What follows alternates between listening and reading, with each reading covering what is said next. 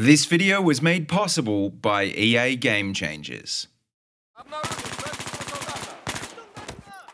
Hey guys, how you going? This is BillyEatWorld again, and I've just got back from EA Play at the Hollywood Palladium in Los Angeles.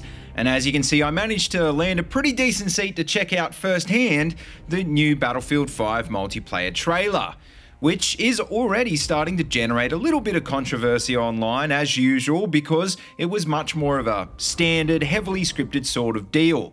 And compared to the reveal trailer, it does look very different, and that must seem confusing for you guys, which is why we're going to take a bit of a deeper dive into the trailer right now. Now to kick off, probably the first thing you're going to notice is that the new trailer does look a whole lot more, in quotes, authentic, or probably a better word would be believable. Because unlike in the reveal trailer, we didn't see a bunch of hook hands, katanas, and face paint this time. It was obviously much more true to the World War II theme.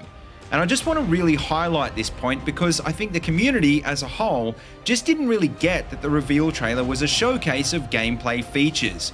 And sure, it was more than just a little bit over-exaggerated, but it was always gonna be like that with how many features they tried to cram into basically a 2-minute trailer. So in a nutshell, what I'm trying to say is that DICE are definitely paying attention to history, well, as much as they can anyway, while still being Battlefield. And I think that's pretty evident this time around in the new trailer, which I'll also point out is a showcase in particular of the new historically inspired Grand Operations mode. And it's things like Grand Operations and the Tides of War live service that are going to give this game that authentic feel. So in other words, if you are feeling a bit skeptical about the new game because of what you saw in the reveal trailer, hopefully this trailer does do a little bit to sway that skepticism, but if not, just hang in there and you'll see what I mean later on down the track. Another thing we saw today was a lot more of the Norwegian maps that we're going to be playing on at launch. And obviously it goes without saying, but you can tell the landscape is visually stunning, which I think is something we've come to expect from DICE these days. If you have a bit of a closer look though, you will notice things like snow falling and the fact that the trailer starts at night and ends during the day. And once again, I just want to point out, like what we saw in the reveal trailer, these things aren't for show, and you can expect to see them and much more in the final game. We also got a really good and perhaps a bit more of a focused look at the key new features in the game, like destruction, fortifications, and towables. And now you can clearly see, for example, what it looks like to hook up the AA guns, or what it looks like to drive a tank through a building. There was also a few really good shots of the new kinetic movement system, and you can see the player diving to the side, sliding and crawling on their back.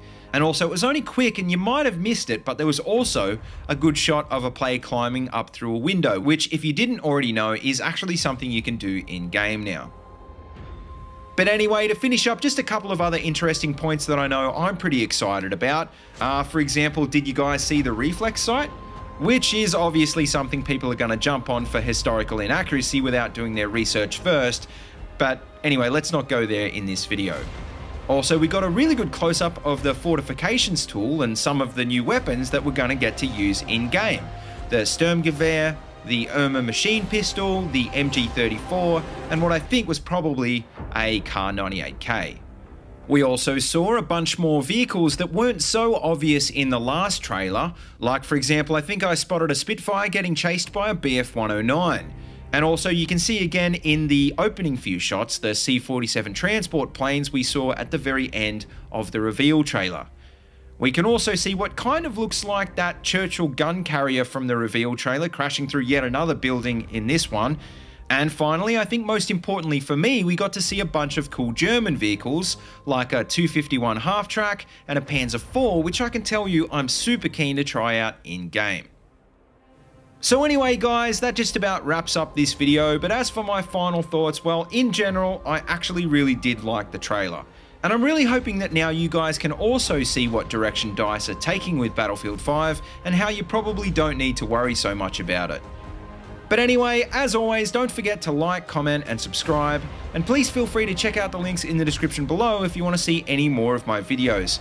And also don't forget you can also find my Twitter and Discord links down there as well if you want to keep in touch with me. And as always, until next time, see you later and have a good one.